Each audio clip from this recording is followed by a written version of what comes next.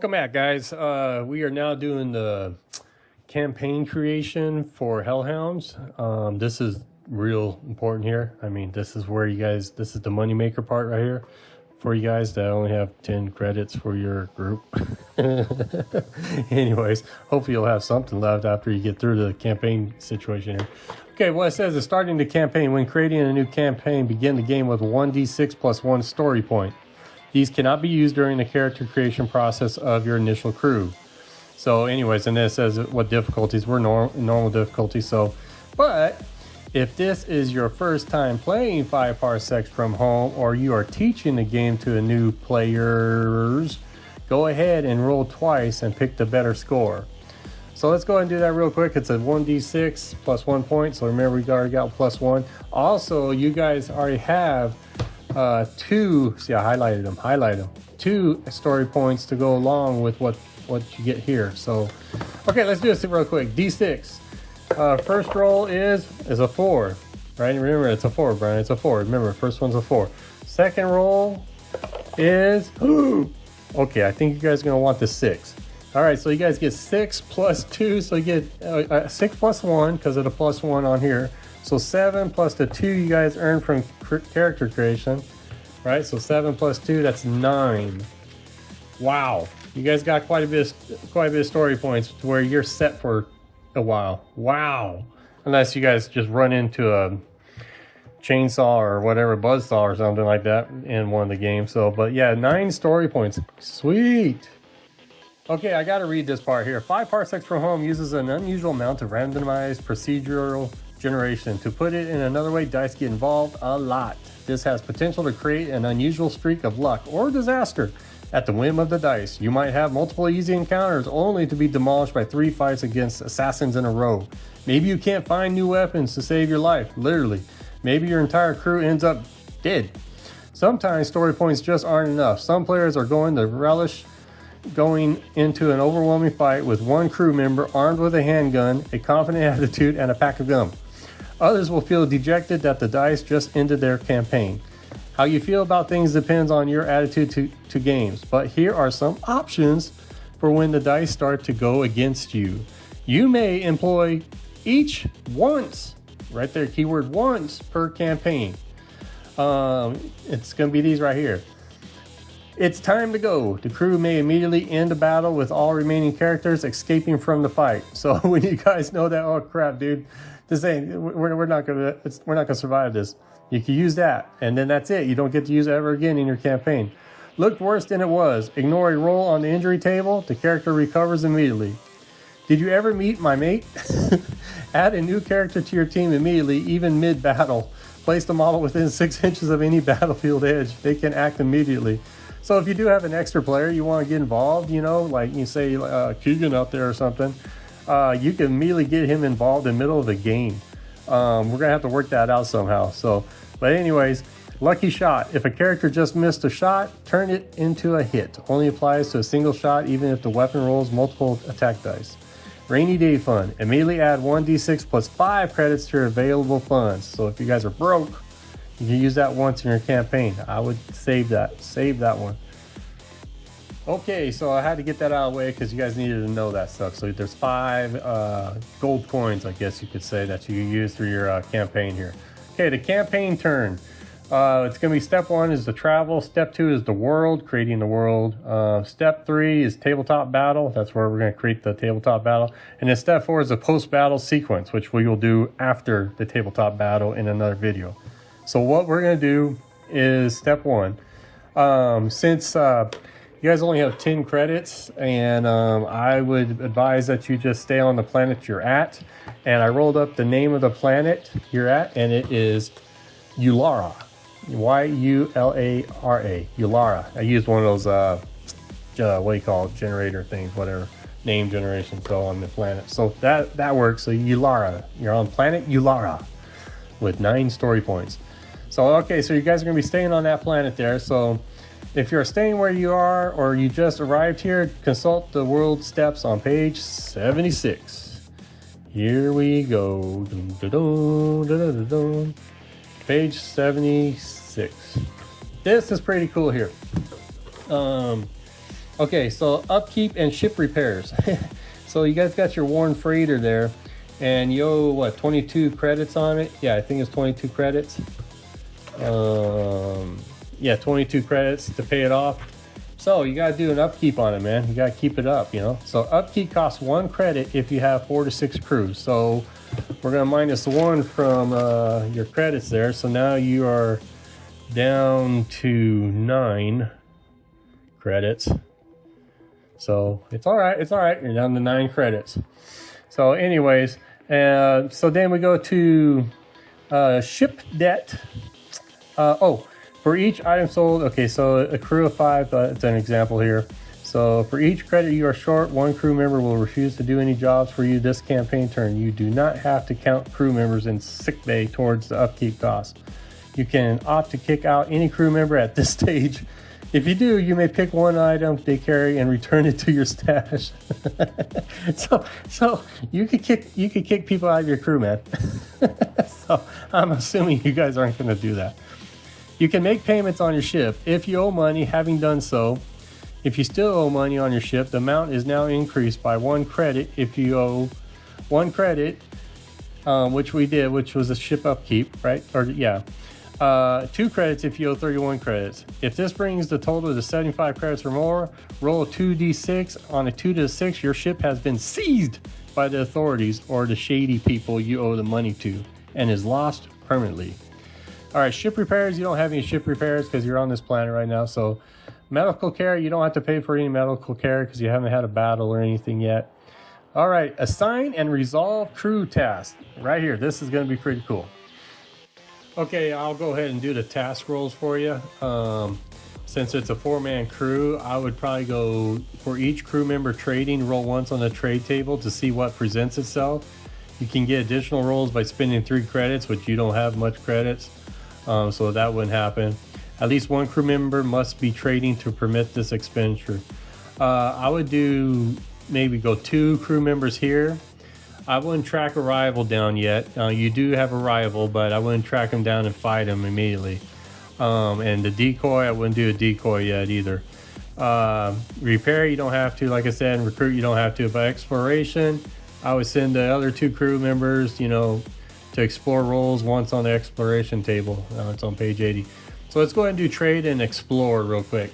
I'm just going to go in the order. So Sarge and Doc, you're going to be at the trade, and Trix and Charlemagne, you'll be exploring. Okay, the trade table is obviously a D100. So remember, blues are the 10s and reds are the 1s. And we get 63. And 63, it's an odd device. If you want to buy this, pay 1 credit, then roll 1d6. On a 6, you can roll on the loot table. On any other score, you complete garbage. It's complete garbage. I would, if you want to buy this, I would pass up. You guys are down to 9 credits. So I would just pass up on it and then move on. Okay, Doc's turn on the trade table. He gets a 75. A 75 is army surplus. Your choice of an auto rifle, blast pistol, or glare sword. Ooh, glare sword's kind of, I want to say, I don't think it is a lightsaber, but I don't know. But you got your choice of an auto rifle, blast pistol, or glare sword. Okay, I'm just gonna go ahead and roll a D6 for this one. As we go down the few, down in the more campaigns and stuff, and our communications improving or whatever, I'll send you text messages or whatever, and you guys could tell me right off the bat, or in a decent amount of time for the next battle. So right now we'll just go ahead and roll a D6. 1 to 2 for an auto rifle, 3 to 4 is a blast pistol, and glare sword, aka lightsaber, is a 5 and 6. And you get a 1. So you're going to get the auto rifle, which auto rifle is cool because it has a 24-inch range and it has a shot 2, which means you get to roll 2 dice compared to the other kind of weapons out there that only roll 1 dice to hit. So that's a good one. So I will put auto rifle. Oh, you already got 1 in the weapon stash. So auto rifle times 2. Okay, next we have Trix. Her task was to go explore. And it's a D100 table, so Trix is out exploring, and I rolled a 0 and an 8. So I rolled an 8 Must have been something I ate. The character eats bad food and must spend one campaign turn in sickbay. Oh my gosh. Okay, Tricks, I searched and searched and I found it, where you can avoid being in the sick bay for your first game. And I saw it here. It's pay for medical care. If you have a crew in sick bay, you may now pay 4 credits to remove one campaign turn from a single character's recovery time. So if you pay 4 credits, then you are good to go. I'm assuming that's what you're going to want to do, right? That's going to put you down to 5 credits. Okay, Charlemagne, you're out exploring. Let's hope you didn't eat anything bad. D100 table, and you rolled a 91 on exploration. That gives you make a useful contact. Ooh, next campaign turn, add a +1 to your choice of a role to recruit, find a patron, or track a rival. All right, so I'll put that down in the inventory. So after this game, you could go ahead and add a +1 to your choice of a role to recruit, find patron, or track a rival. I don't know if you're going to track a rival, but anyways, that's not bad. Oh, real quick, I almost forgot. I need to roll on the D100 table to see what your world trait is. On the following table, determine what trait applies to the world. So any visibility restrictions are rolled at the start of each campaign turn. Scenario conditions would apply, blah, blah, blah. So, okay, so we roll on the D100 chart, yep. Okay. And Ulara is a world 94 of crystals. Okay. Place 2d6 crystals on the battlefield. If you don't have any, use rocks. Okay. So you're going to be on a planet that has crystals everywhere. I think I have some of that stuff. So good deal. All right, next is determine job offers. If you received a job offer from a patron or began the campaign with one, you need to determine the details of the job. All right, I think you guys got quite a few patrons. Let's see, Sarge, do you have a patron? No, you have the rival. Doc, do you have a patron? Yes, Doc has a patron, so there's one patron. One patron there. Yeah, you got 2 patrons, Doc. You're well known. So you got 2 patrons. Trix has a patron, so there's 3. Charlemagne, do you have a patron? No, so you got 3 patrons to choose a job from. Okay, as well as who the patron is and how long the job will take, these details can include danger pay, benefits, hazards, and conditions. Proceed through the following steps using a D10 for each table. So we're going to roll 3 times on the patron table to see if they're a corporation, local government, sector government, wealthy individual, private organization, or secretive group. Patron number 1 is a 5, sector government. Patron number 2 is a 2, corporation. Oh, you got the big corporation. And then for the 3rd patron, it's a 1, another corporate patron. So, and the corporate patron has an advantage, a +1 to the roll on the danger pay table. So you get +1 on danger pay. Put that right here. Nice. Okay, danger pay table. Next, roll to determine the danger pay on offer. This is on top of any normal battle earnings unless stated otherwise. It is paid even if the mission fails, but only if the mission is attempted. Add a +1 to the roll if working for a corporation. Okay, roll D10 for the sector government, the government patron. It's probably gonna be real cheap. And, oh, it's an 8, which is 2 credits. So you got 2 credits there. Sorry about my writing. And then patron number 2 is a +1 on the danger pay. So it's a 1 + 2. It's only a +1 credit. 1 credit. Okay, patron 3 is the same thing. A corporate patron, a +1 on the roll. And it's a 7. Ooh, it's an 8, which is only 2 credits. Oh man. That's all you got to choose from is 2 guys have 2 credits on here. Okay, next is the time frame table. The 3rd step is to determine the time frame for the job. This is the number of campaign turns within which you must finish the job. If the job isn't done when the time runs out, it counts as a failure. Alrighty, so patron number 1, you have a 7, this or the next campaign. So you got 2 campaigns to do it. I wrote down 2 turns to complete. Makes, keep it simple. Patron number 2, the corporate, it's a 1, means you have to have it done in this turn. So 1 turn to complete. Oof, he's pretty strict. And then the third one is a 3, same thing, 1 turn to complete. Okay, next, I think this is the final step here.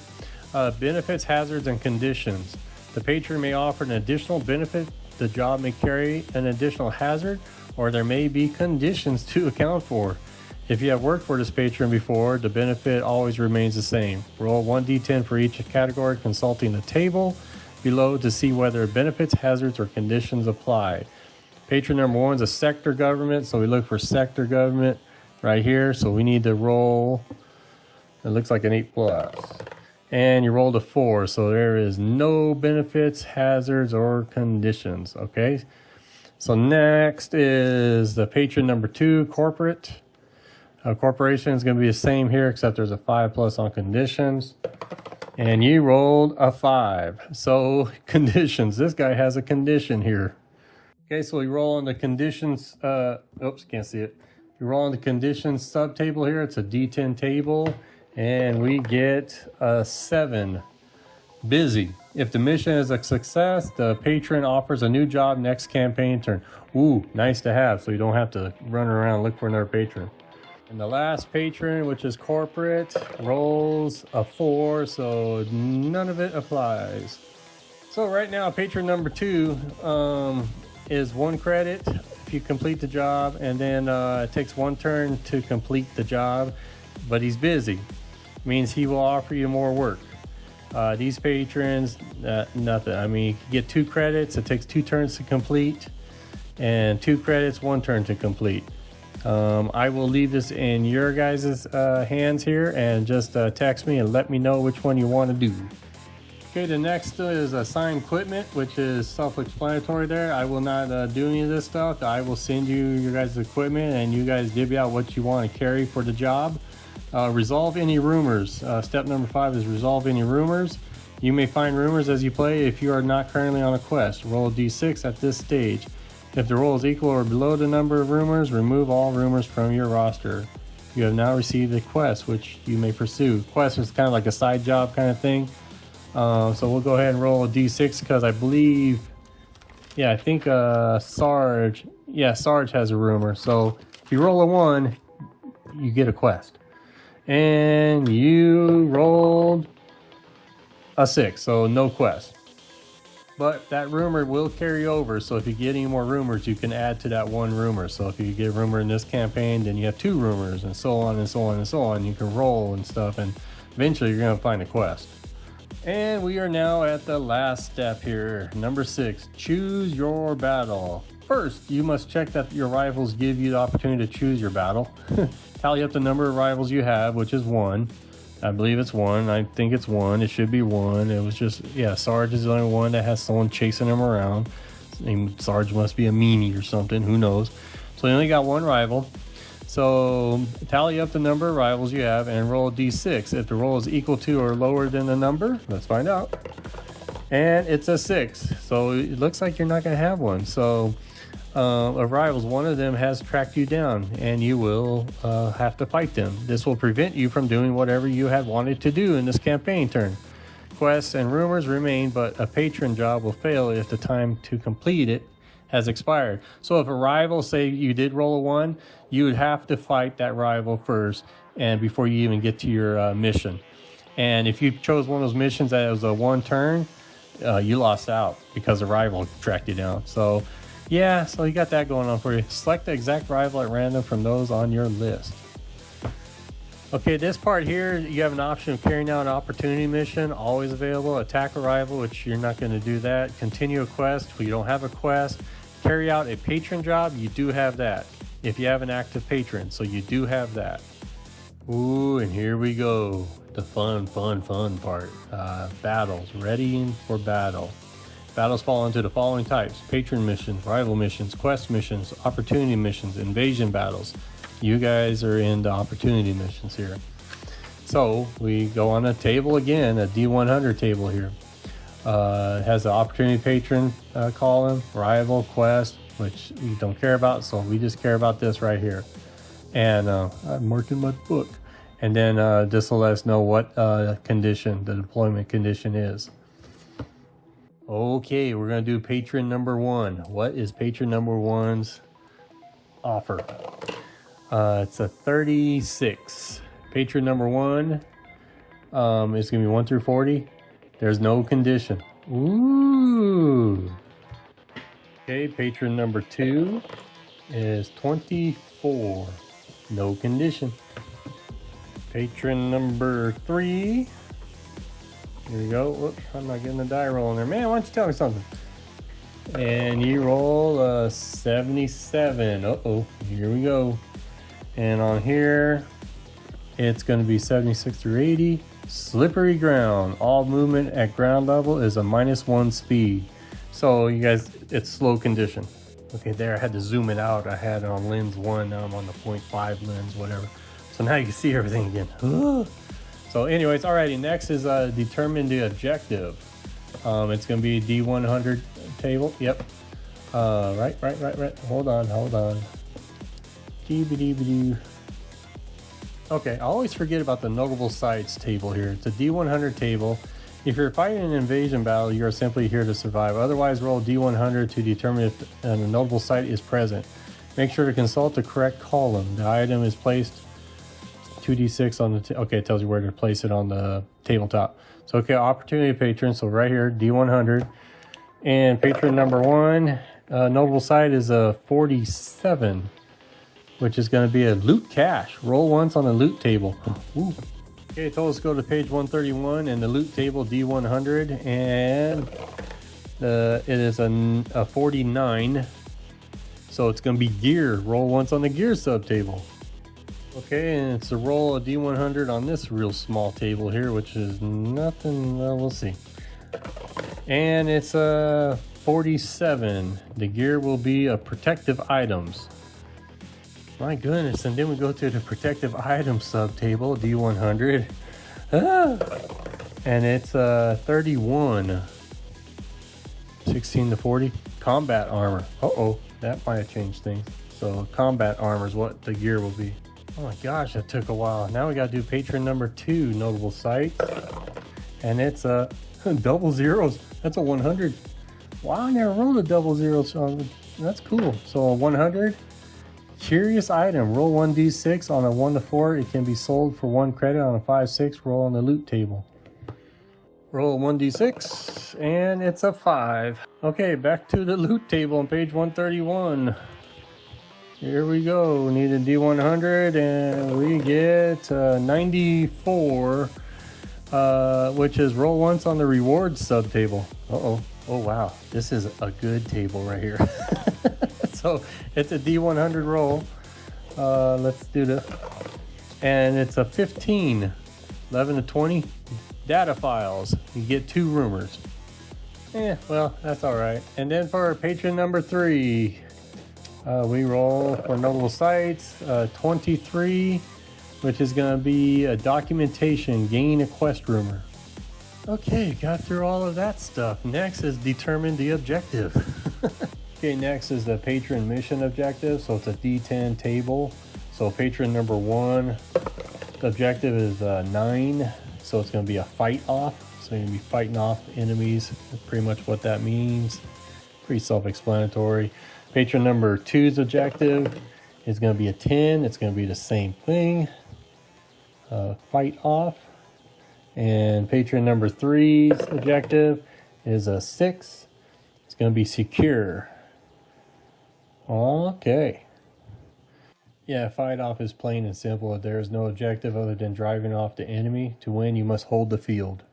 Okay, secure is you must end 2 consecutive rounds with crew within 2 inches of the center of the table. A crew member with an enemy within 6 inches of them does not count. Once this is achieved, you win. If you drive off the opposition, you can complete the objective at your leisure. Okay, there's no rival attacks here. You avoided that, and there is no invasion battle. So we go to step 3, which is determine the enemy. So we're going to be rolling the tables to figure out their AI type. If they're aggressive, cautious, defensive, so on. What we're going to do is roll on the D100 table for the enemy encounter category. So you're going to find out what type of enemy you're fighting.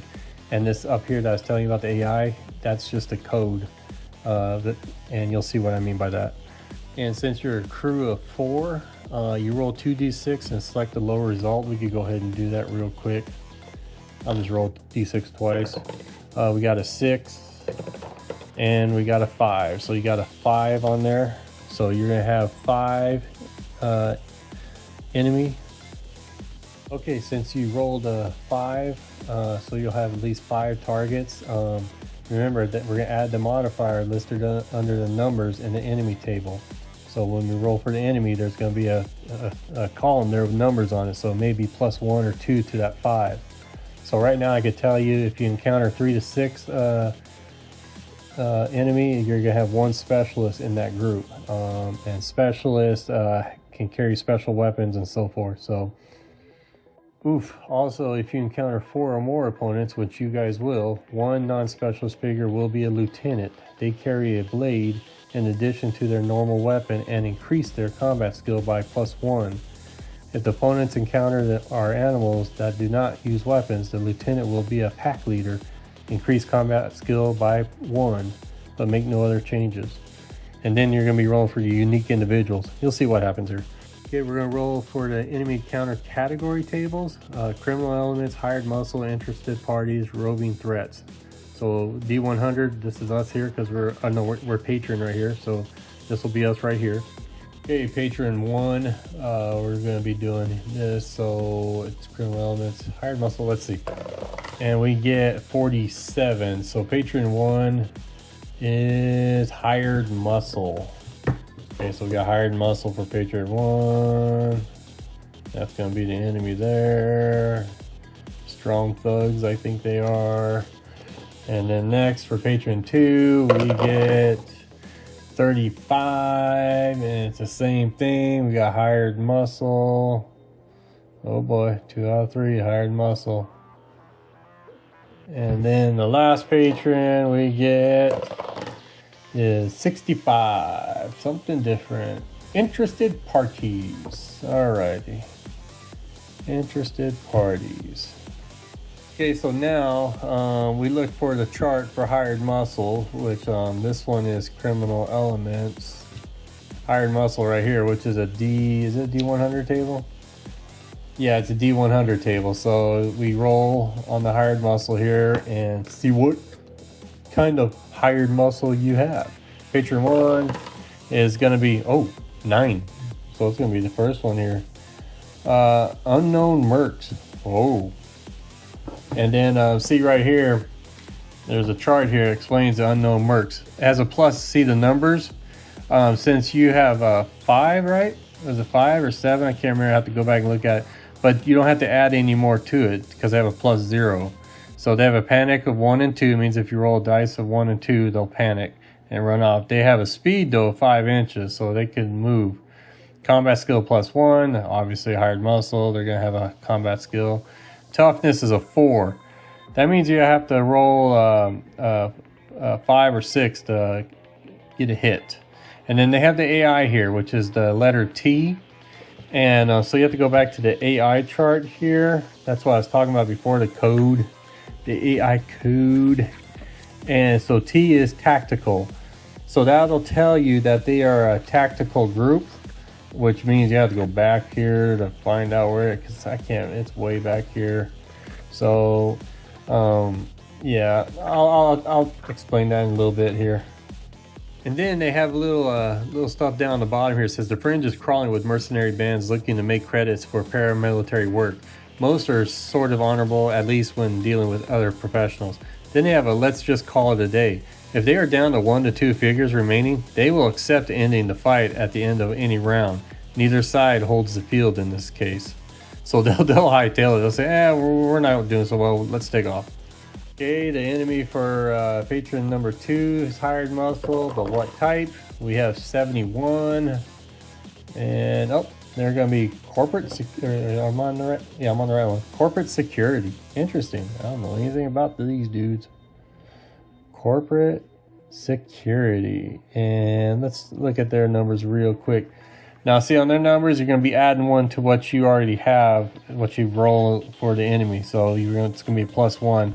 They got the same panic, 1 to 2, but they're only 4-inch movement. So +1 on combat skill, 4 for toughness. They're hired muscle. I think they're all straight up 4s. Yeah, there's only 1 3 in here, but yeah. And then D for their area AI. I better put T here for the unknowns. D AI is going to be defensive. So they're gonna when we start playing the game, they're gonna be more of a defensive group. So they'll be more cautious and try to hit you when it's the right timing to hit you and all that kind of stuff. So now we go to interested parties here. Their table says add +1 when rolling for unique individuals.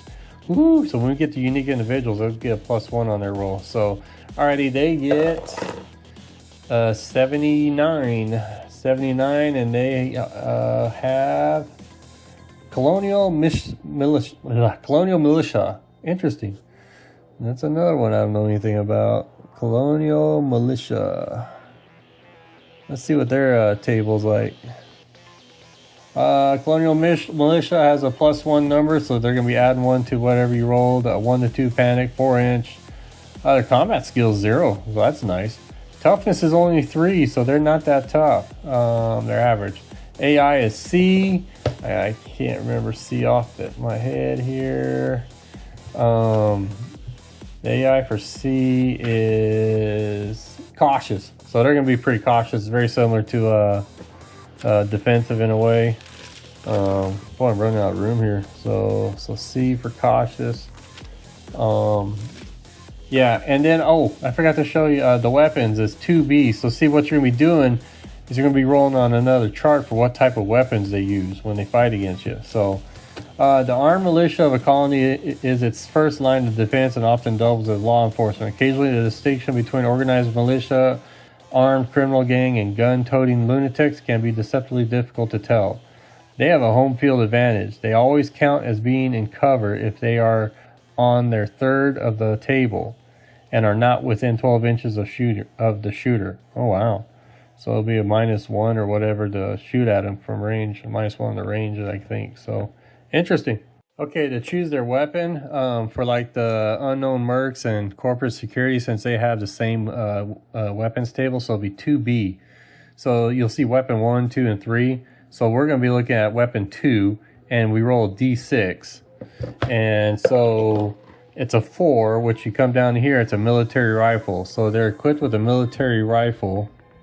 And then the B is for the specialist, which you're going to have specialists in this because you guys are fighting 6 or 7 guys, so there will be specialists. So you do the same thing, specialist, you go to B, and then you roll a D6 again, and you got a 6.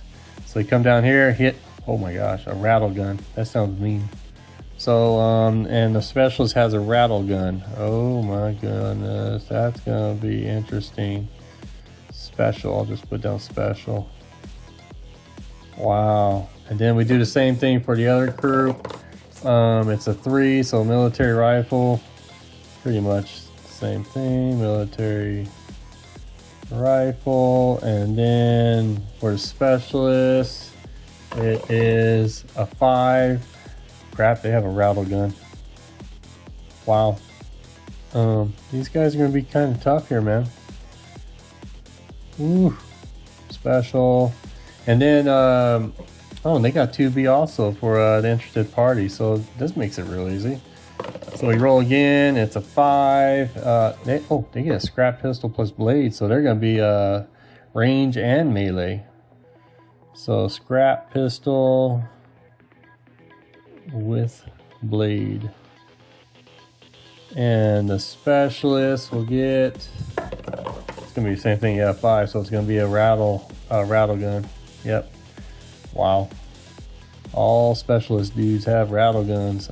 So kind of interested to see what that is. Let's go check. Let's check that out here real quick. 50. Yeah, 50. Come down here to rattle gun. It's a 24-inch range.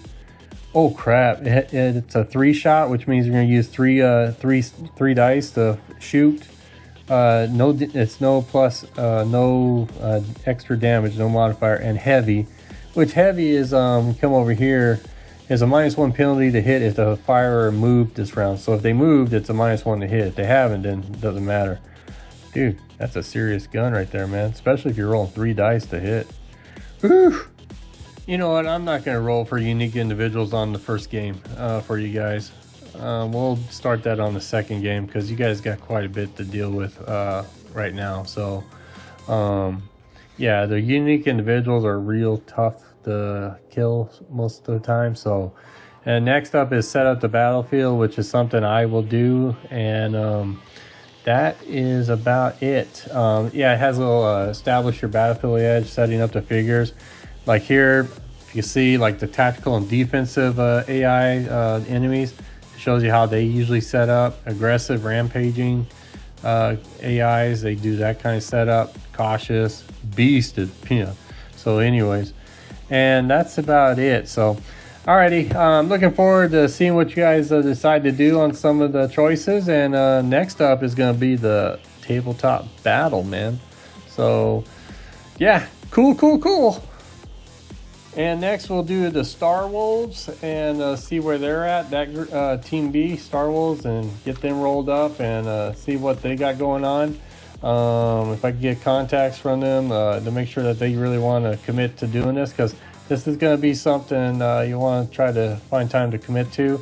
Also, I mentioned if there's a possibility we could play the live tabletop games, then that would be great. But if not, I'll go ahead and play it all out.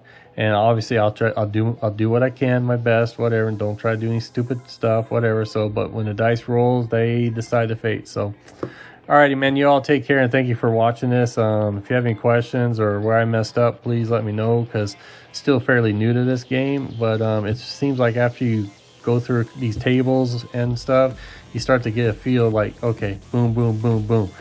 So, anyways, it's fun. So, all right, you guys take care. Bye bye.